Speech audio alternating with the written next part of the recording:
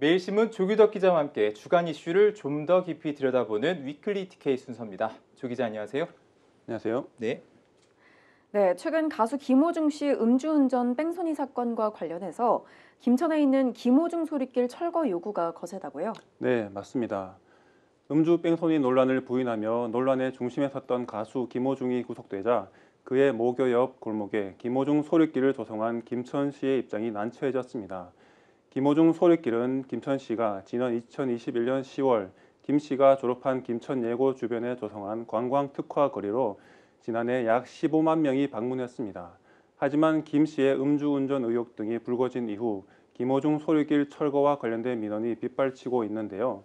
현재 김천시청 홈페이지 자유 게시판에는 50건이 넘는 철거 요구 게시물이 올라와 있습니다. 반면 철거하지 말라는 김호중 팬들의 민원도 많다고 합니다. 김천시는 경찰 조사 결과에 따라 김호중 소리길 철거를 검토할 계획입니다. 앞으로는 김천시가 연예인 이름을 딴 관광명소로 만들 땐 더욱 신중을 기해야 할 것으로 보입니다. 네, 김호중 소리길 관련 내용은 저희 HCN 뉴스와이드에서 추가 취재해서 전해드리도록 하겠습니다. 자, 비수도권 의대의 지역 인재 전형 모집 인원이 기존보다 2배 늘어난다는 소식 정리해 주시죠. 네, 2025학년도부터 대입 전형에서 의대 정원의 여파로 비수도권 의대의 지역 인재 전형 모집 인원이 기존의 2배에 육박한 1,900명으로 늘어날 전망인데요. 네. 이는 비수도권 전체 의대 모집 인원의 61%에 달하는 수치입니다. 대구 경북권 의대를 살펴보면 경북대가 155명 중 95명, 영남대가 100명 중 62명, 계명대가 120명 중 72명, 대구 가톨릭대가 80명 중 52명, 동국대 와이즈 캠퍼스가 120명 중 74명을 뽑으면서 지역인재 전형으로 뽑습니다. 지역인재 전형은 해당 지역에서 고등학교를 나온 학생만 그 지역 의대에 지원하는 제도인데요. 2028학년부터는 중학교까지 나와야 하는 등 요건이 강화됩니다.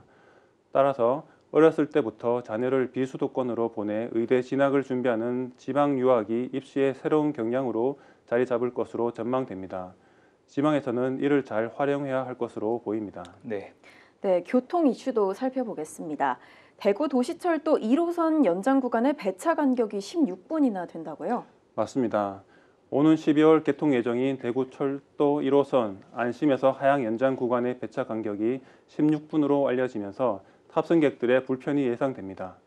기존 대구철도의 경우 출퇴근 시간대 배차 간격은 5분, 이외에는 8분가량 걸리는데요. 연장 구간 탑승객은 배차 간격이 2배까지 늘어나게 되는 셈입니다. 연장 구간을 기존 대구 도시철도 배차 간격과 동일하게 운행하기 위해선 차량 편성이 추가로 투입돼야 가능한데요. 문제는 100억 원이 넘는 비용입니다. 교통공사 경영 적자 상황에서 경산 시민을 위해 대구시 예산을 투입하는 게 곤란하다는 것이 공사의 설명입니다. 네. 대구교통공사는 저녁 시간에는 배차 간격을 보다 늘리는 등 탑승객 수요에 맞게 배차 시간을 조절하는 방향으로 검토 중입니다. 네, 경주시가 에이펙 정상회의 최적지임을 입증했다는 소식 준비하셨죠? 네, 지난 20일부터 사흘간 열린 2025 아시아 태평양 경제협력 정상회의 개최지 선정평가에서 경주시는 균형발전 가치 실현에 초점을 맞춰 최적지임을 어필했습니다. 네. 이번 평가는 회의장, 숙소, 공항 접근성, 요인인 경호, 안전 여건 등을 집중 점검했는데요. 경주를 비롯한 경쟁 도시인 제주와 인천에서 비공개로 각각 진행됐습니다. 이번 현장 실사 평가에서는 경주는 공항 접근성에서 높은 점수를 받은 것으로 알려졌습니다. 파급 효과 측면에서도 동남권 전체를 아우를 수 있는 점도 큰 메리트로 인정받았습니다. 에이펙 개최지 선정위원회는 다음 달 초 후보 도시 3곳이 참여하는 합동 프레젠테이션 평가 등을 거쳐 중순쯤 최종 개최지를 확정할 예정입니다.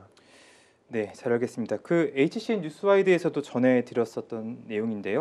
그 구미 지역 반도체 육성을 위해서 좀 더 정부 지원이 필요하다라는 기사를 쓰셨잖아요. 간단히 정리를 좀 해주시죠. 예, 최근 그 정부가 윤석열 대통령이 회의에서 그 반도체 특화 단지를 비롯해 국내 반도체 산업에 총 26조 원을 지원하겠다는 방안을 발표했는데요.